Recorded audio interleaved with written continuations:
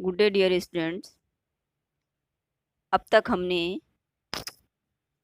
मूल अधिकारों के बारे में, मूल अधिकारों का अर्थ, उनके महत्व, विशेषताओं और उनके वर्गीकरण के तहत समानता के अधिकार का अध्ययन किया। आज हम स्वतंत्रता के अधिकार पर चर्चा करेंगे।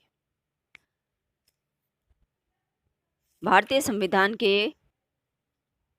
अनुच्छेद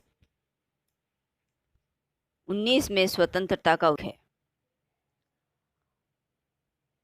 स्वतंत्रता के बिना लोकतंत्र में व्यक्ति के विकास की कल्पना नहीं की जा सकती। और लोकतंत्र में ही क्यों, व्यक्तिगत जीवन में भी व्यक्ति ना तो अपने व्यक्तित्व का विकास कर सकता है और ना ही अपना नैतिक और चारित्रिक विकास कर सकता है। संयुक्त राज्य अमेरिका की स्वतंत्रता उद्घोषणा के रचयिता थॉमस जेफरसन, जिन्होंने संयुक्त राज्य में स्वतंत्रता का उद्घोष किया था, उन थॉमस जेफरसन का कहना है कि जीवन, स्वाधीनता और सुख की खोज मनुष्य के अविच्छिन्न अधिकार है। यानी स्वतंत्रता और जीवन और सुख के लिए ही मनुष्य निरंतर प्रयासरत रहता है और स्वतंत्रता लोकतंत्र का आधार होती है। व्यक्तिगत स्वतंत्रता का अधिकार एक ऐसा तात्विक अधिकार है जिसके बिना नागरिकों को जीवन में सुख और आनंद की प्राप्ति नहीं हो सकती और न ही व्यक्ति अपने व्यक्तित्व का पूर्ण विकास कर सकता है।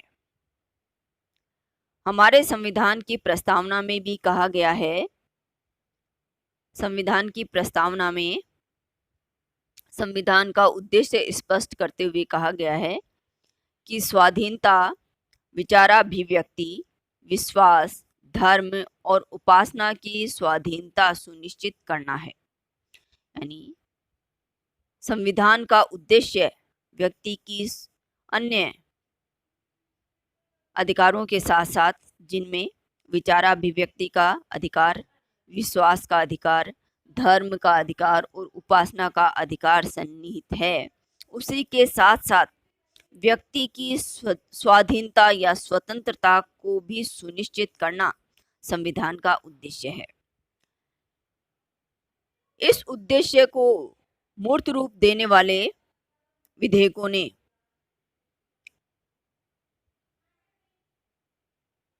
अनुच्छेद 19 से 22 तक की धाराओं को नागरिकों की स्वतंत्रता प्रदान करने हेतु उल्लेखित किया है। यानी संविधान के अनुच्छेद 19 से लेकर 22 तक स्वतंत्रता का उल्लेख व्यक्ति के स्वतंत्रता के अधिकार का उल्लेख किया गया है। और स्वतंत्रता के अधिकार में सबसे महत्वपूर्ण है अनुच्छेद 19। अनुच्छेद 19 नागरिकों को 7 स्वतंत्रताओं का अधिकार देता है। अनुच्छेद 19 के उपखंड क के अनुसार भाषण और विचारों की अभिव्यक्ति की स्वतंत्रता एक महत्वपूर्ण अधिकार है। यानी भारत के प्रत्येक नागरिक को भाषण देने और अपने विचारों को प्रस्तुत करने की स्वतंत्रता है। कोई भी व्यक्ति अपने विचाराभिव्यक्ति कर सकता है, भाषण दे सकता है। अनुच्छेद 19 ख के अंतर्गत शांतिपूर्वक और बिना हथियारों के एकत्रित होने की स्वतंत्रता है। नागरिक शांतिपूर्वक रूप से और बिना हथियारों के कहीं भी एकत्रित हो सकते हैं। यह अधिकार संविधान की धारा 19 ख के तहत भारतीय नागरिकों को प्राप्त है। संविधान के अनुच्छेद 19 ग में संगठन और संघ बनाने की स्वतंत्रता भारतीय नागरिकों को प्रदान की गई है। भारत के नागरिक, चाहे वह कोई भी हो, किसी भी जाति, वंश, धर्म, लिंग मूल और जन्म स्थान का हो, वह संगठन या संघ बनाने की का अधिकार रखता है। संविधान के अनुच्छेद 19 के उपखंड घ में भारत राज्य क्षेत्र के अंतर्गत सर्वत्र अबाध आने जाने की स्वतंत्रता भारतीय नागरिकों को प्रदान की गई है।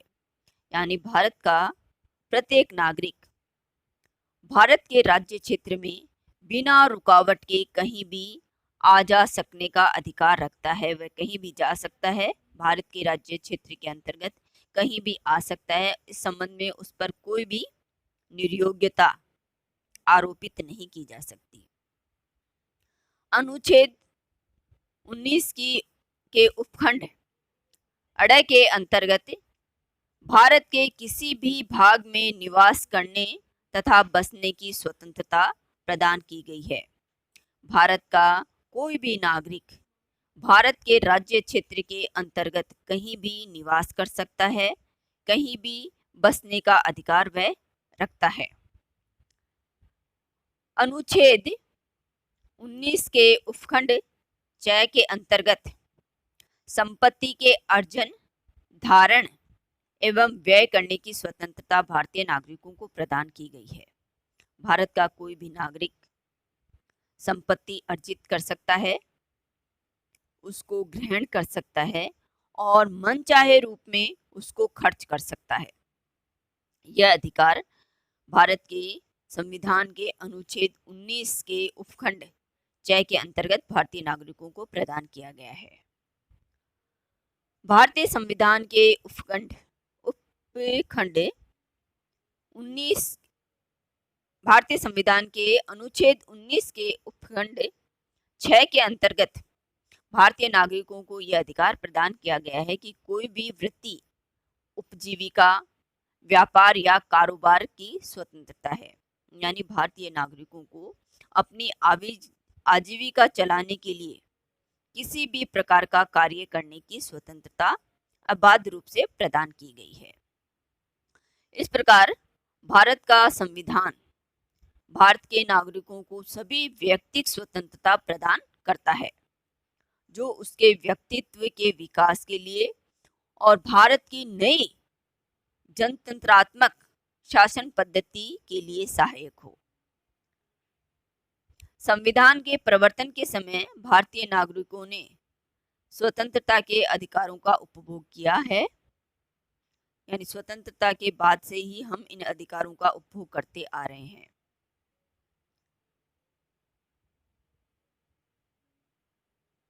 इस संबंध में दो घटनाओं का उल्लेख हम कर सकते हैं। एक है सरकारी पदाधिकारियों, दो घटनाएं महत्वपूर्ण है। एक पहली घटना है, सरकारी पदाधिकारी ने एक प्रकाशित पुस्तिका में सरकार की आलोचना की थी, आचार संबंधी नियमों के विरुद्ध थी।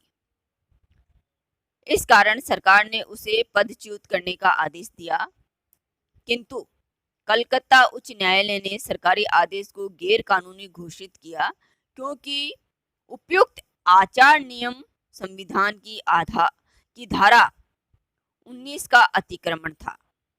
इसी तरह दूसरी घटना है, हावड़ा के निकट की एक घटना है, जिसमें हावड़ा के निकट एक भीड़ भारतीय दंड संहिता की धारा 144 को तोड़ने के उद्देश्य से आगे बढ़ रही थी और पुलिस ने उस भीड़ पर लाठी चलाई।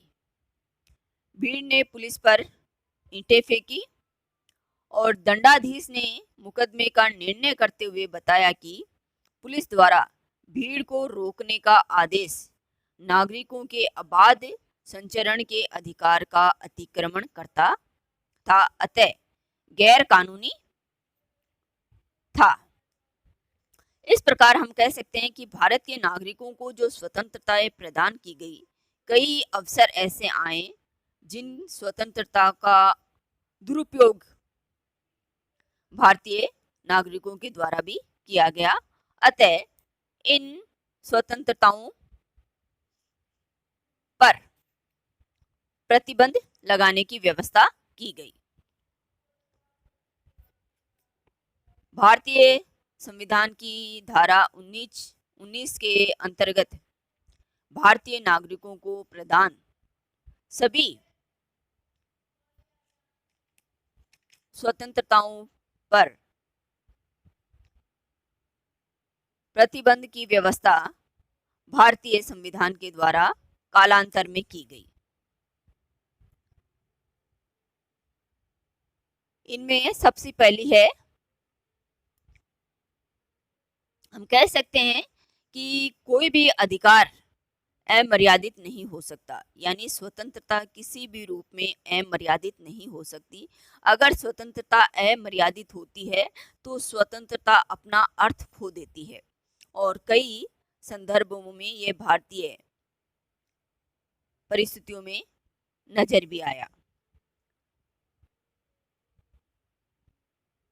स्वतंत्रता का निर्बाध या असीमित होने का तात्पर्य है कि राज्य की सुरक्षा, सार्वजनिक नैतिकता और सार्वजनिक हित को ताक पर रखना, और कोई भी स्वतंत्रता इन हितों का उल्लंघन करते हुए, कोई भी व्यक्ति इन हितों का उल्लंघन करते हुए अपनी स्वतंत्रता को सुरक्षित नहीं रख सकता।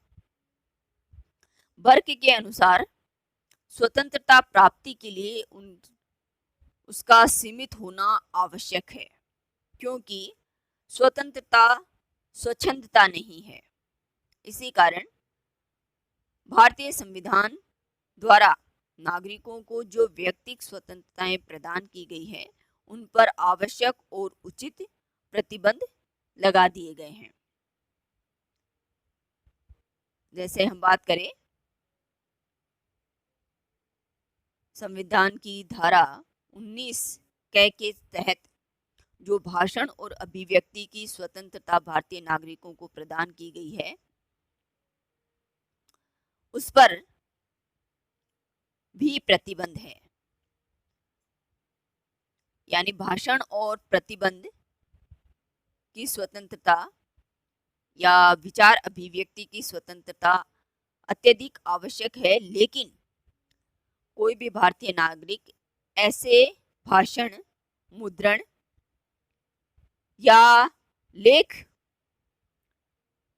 को प्रकाशित नहीं कर सकता जो कि देश की सुरक्षा के लिए घातक हो, विदेशियों से मैत्री संबंध में बाधक हो या अनाचार के प्रचारक हो।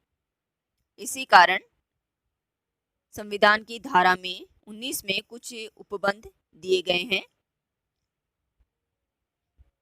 जिनके अनुसार भाषण और अभिव्यक्ति की स्वतंत्रता का अधिकार मर्यादित एवं नियंत्रित किया गया है। राज्य को यह अधिकार है कि वह राज्य की सुरक्षा, वैदेशिक राज्यों से मैत्रीपूर्ण संबंध, सार्वजनिक सुव्यवस्था, सार्वजनिक नैतिकता, भद्रता और न्यायालय हानि, व्यक्तियों के अपमान और अपराध को अवरुद्ध करने के हित में इस स्वतंत्रता, भाषण और अभिव्यक्ति की स्वतंत्रता पर प्रतिबंध लगाने हेतु कानून बना सकता है, या वह राज्य इन हितों को ध्यान में रखते हुए व्यक्ति के भाषण और अभिव्यक्ति की स्वतंत्रता पर प्रतिबंध लगा सकते हैं। हालांकि भारतीय संविधान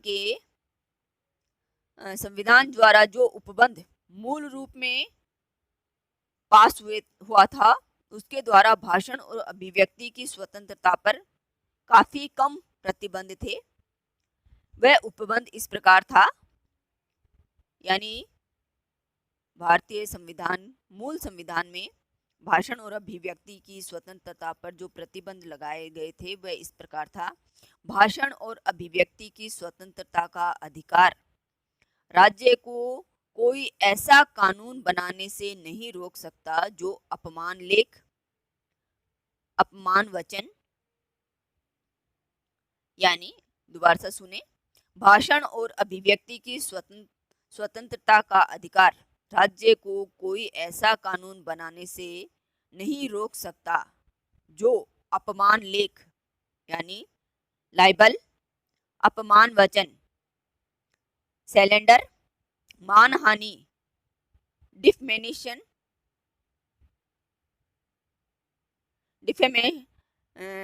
डिफेमेशन, न्यायालय अपमान, कंटेम्प्ट ऑफ कोर्ट से संबंध हो या ऐसी बातों से संबंध हो जो भद्रता या नैतिकता पर आघात करती हो या राज्य की सुरक्षा को दुर्बल करती हो या राज्य को उलटने की प्रवृत्ति रखती हो।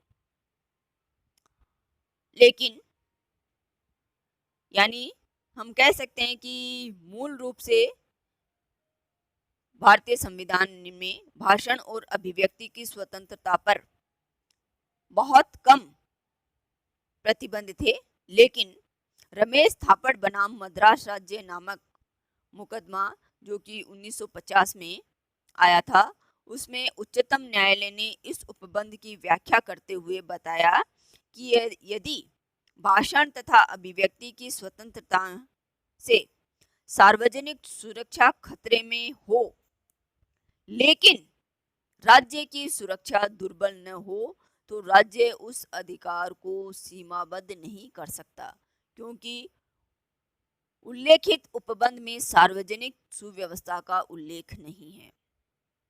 यानी जब तक राज्य की सुरक्षा खतरे में ना हो तो सार्वजनिक सुरक्षा की अवहेलना की जा सकती है, जो कि अपने आप में एक खतरनाक पहलू था।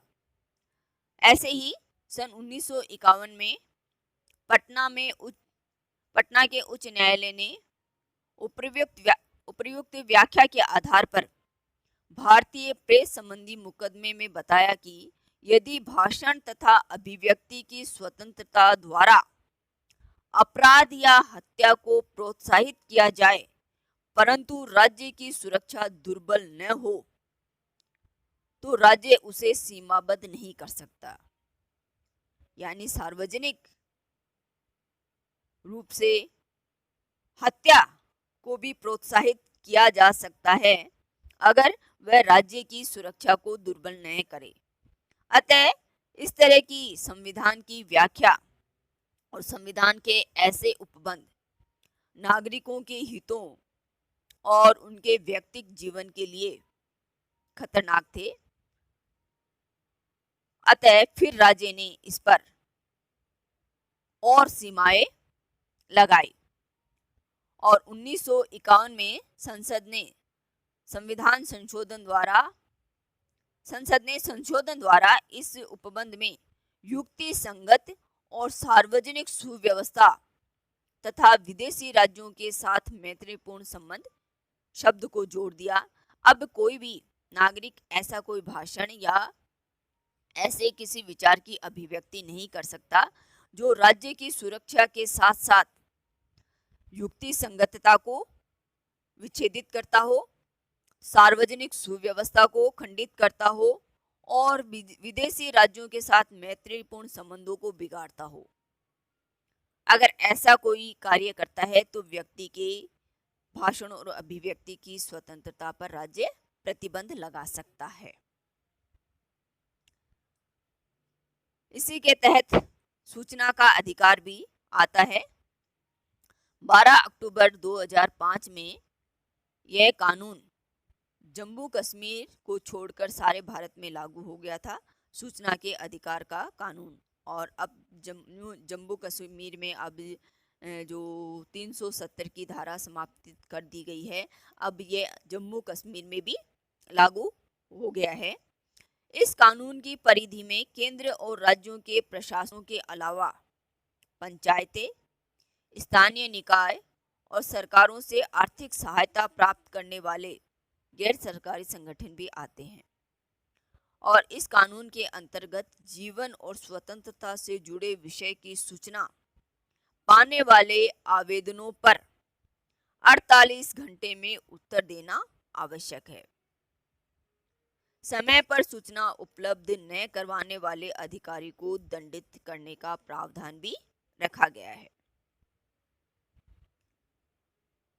अनुच्छेद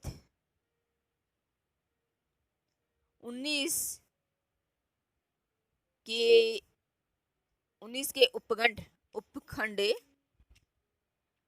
ख में शांतिपूर्वक और बिना हथियार एकत्रित होने की जो स्वतंत्रता प्रदान की गई है, उस पर भी कुछ प्रतिबंध लगाए गए हैं। धारा 19 खंड 1 उपखंड ख और ग के अनुसार प्रत्येक नागरिक को शांतिपूर्वक बिना हथियारों के सम्मेलन, सभा करने आदि तथा सभा करने और संगठन और संघ बनाने का अधिकार है, लेकिन इस अधिकार पर सार्वजनिक सुव्यवस्था के हित में और नैतिकता के हित में युक्ति संगत प्रतिबंध लगाने का अधिकार राज्य को प्राप्त है। युक्ति संगत शब्द के प्रयुक्त होने से राज्य की शक्ति सीमित हो जाती है, क्योंकि अंतिम निर्णय इस संबंध में न्यायालय ही करता है कि कौन सा प्रतिबंध युक्ति संगत है और कौन सा नहीं। अगला जो अधिकार भारत के संविधान के अनुच्छेद 19 घ में दिया गया है, भारत राज्य में सर्वत्र आबाद आने जाने की स्वतंत्रता का अधिकार।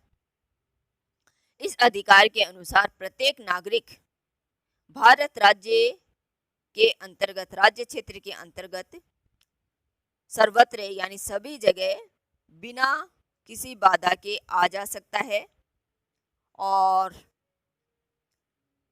अनुच्छेद 19 के उपखंड अड़ के अनुसार वह कहीं भी बसने, संपत्ति अर्जन करने और अनुच्छेद 19 के उपखंड च के अंतर्गत संपत्ति अर्जन करने, धारण करने और व्यय करने की स्वतंत्रता रखता है। लेकिन ये तीनों स्वतंत्रताएं दो बातों से या दो दृष्टिकोणों से सीमित की गई है।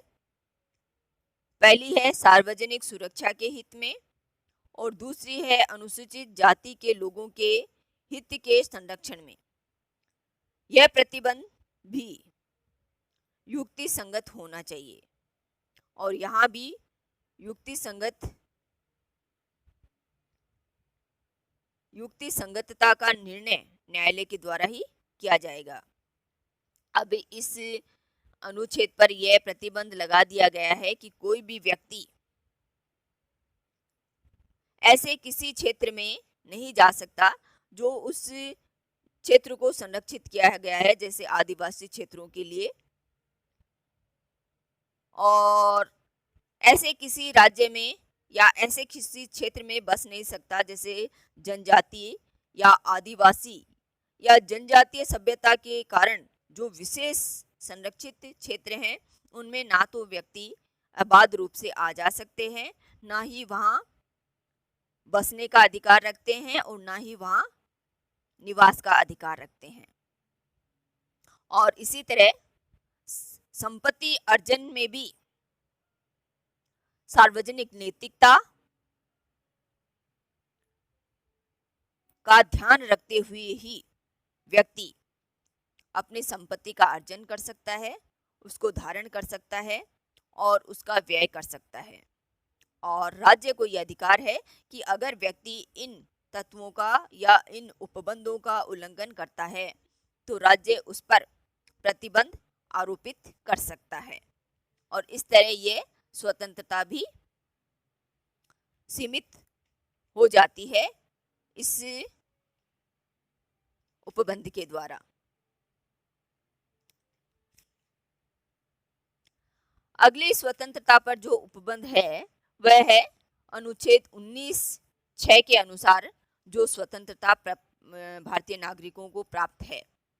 भारतीय संविधान की धारा के उपखंड 6 में के अंतर्गत सभी भारतीय नागरिकों को वृत्ति, उपजीविका, व्यापार या कारोबार करने की स्वतंत्रता प्रदान की गई है, लेकिन साधारण जनता के हित में राज्य को कानून द्वारा इस स्वतंत्रता पर भी युक्ति संगत प्रतिबंध लगाने का अधिकार है।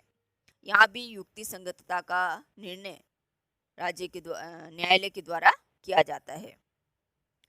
इसके अतिरिक्त राज्य को यह अधिकार भी प्रदान किया गया है कि वे किसी पेशे या व्यवसाय के लिए पेशा संबंधी या टेक्निकल योग्यता के लिए कानून बनाए और नागरिकों को बिना शामिल किए हुए कोई व्यवसाय, उद्योग या व्यापार चलाए। यहाँ पर भी प्रतिबंध युक्ति संगत होना चाहिए।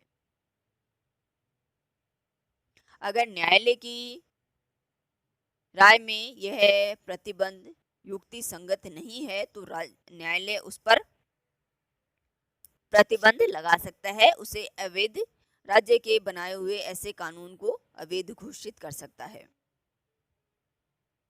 ऐसा उदाहरण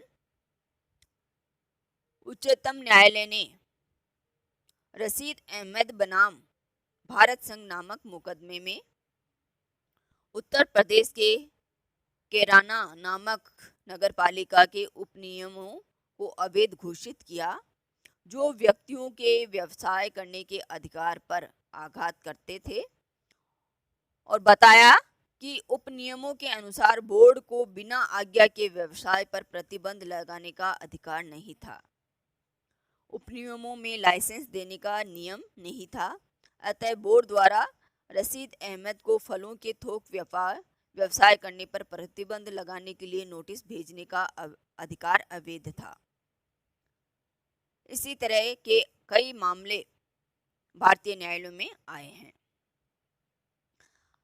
इस तरह भारतीय संविधान का अनुच्छेद 19 कई सारी यानी 7 स्वतंत्रताएं भारतीय नागरिकों को प्रदान करता है, लेकिन ये सातों स्वतंत्रताएं सार्वजनिक हित, सार्वजनिक नैतिकता, न्यायालय के सम्मान और न्यायालय के मानहानि तथा सार्वजनिक सुरक्षा जैसे व्यवस्था के लिए प्रतिबंधित कर दिए गए हैं। यानी ये तीनों, ये 19 संविधान के अनुच्छेद 19 के तहत जो 7 स्वतंत्रताएं भारतीय नागरिकों को प्राप्त है, वह निर्बाध या असीमित नहीं है। राज्य सार्वजनिक हित, सार्वजनिक सुरक्षा, नैतिकता आदि के संबंध में युक्ति संगत और तर्क संगत प्रतिबंध इन स्वतंत्रताओं पर लगा सकता है।